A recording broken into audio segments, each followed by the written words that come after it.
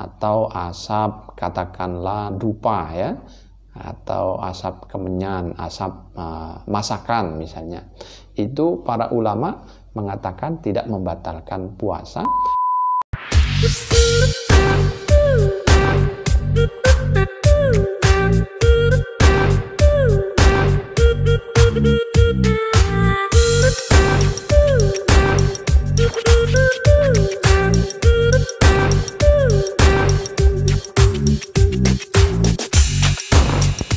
Assalamualaikum warahmatullahi wabarakatuh. Bismillah, alhamdulillah.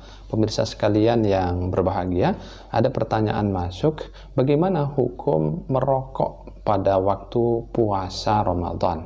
Apakah sah atau tidak sah puasanya?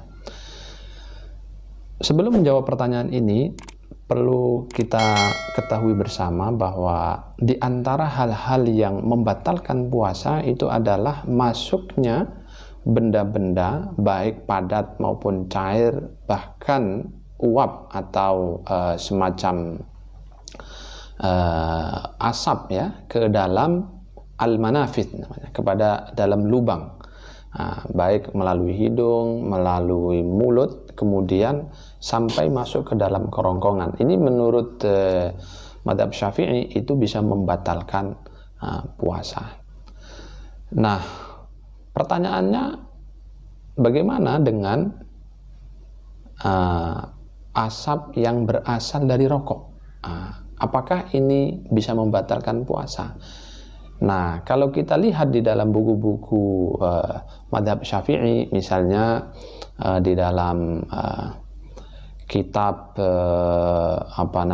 Fathul Wahhab misalnya, Imam Zakaria Al-Ansari menjelaskan bahwa asap yang dihasilkan oleh rokok itu masuk kategori ain namanya kalau dalam istilah teknis fikih.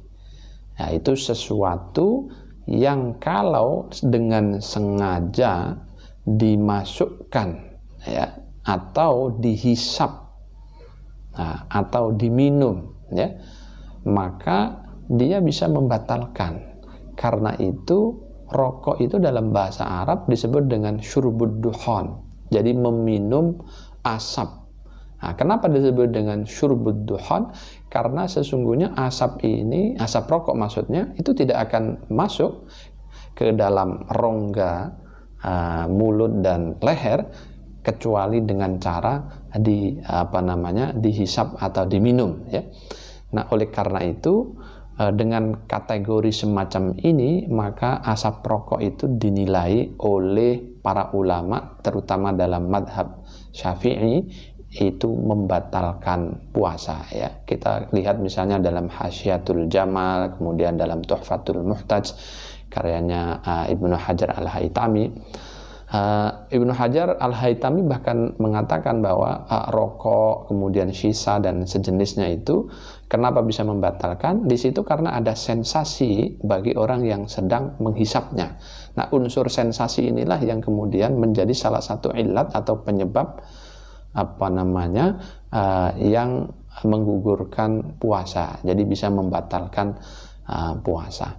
Nah, kalau kita lihat dalam karya-karya ulama Nusantara, misalnya Syekh Nawawi Banten dalam Nihayatul Zain, kemudian Syekh Ihsan Jampes ya di dalam Irsyadul Ikhwan fi Bayanil Qahwati wad Duhan, itu juga menjelaskan hal yang sama, bahwa asap rokok itu kalau dihisap atau diminum oleh para perokok pada waktu siang hari puasa Ramadan, maka puasanya menjadi batal, tidak sah ya.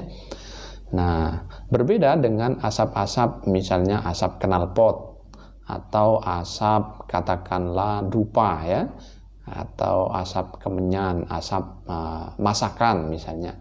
Itu para ulama mengatakan tidak membatalkan puasa karena cara memasukkannya itu tidak diminum, tidak dihisap, tapi dihirup. Nah, ini perbedaan analisa para ulama ya, kenapa sesama asap tetapi yang rokok membatalkan, tapi yang lain seperti tadi saya sebutkan asap knalpot, asap masakan itu tidak membatalkan. karena knalpot dan masakan, itu tidak ada unsur kesengajaan, tidak ada unsur sensasional, dan tidak ada barang yang bersifat aini yang bisa dikategorikan sebagai sesuatu yang bisa membatalkan puasa. Sementara kalau rokok itu disebut sebagai ain, benda yang bisa membatalkan puasa ketika secara sengaja dia dihisap atau diminum oleh para perokok di siang hari. Ini diantara beberapa kutipan pendapat para ulama fikih dalam mazhab Syafi'i. Oleh karena itu kesimpulannya bahwa merokok itu bisa membatalkan puasa.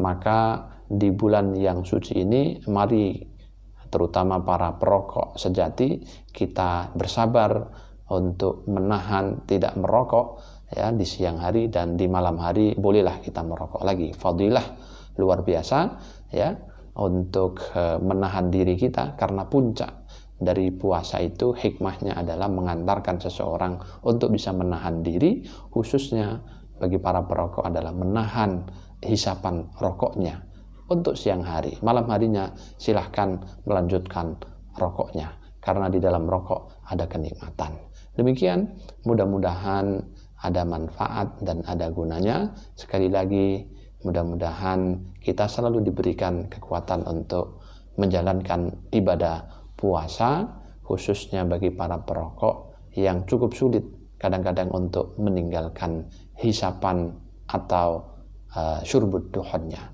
Demikian, wassalamualaikum warahmatullahi wabarakatuh.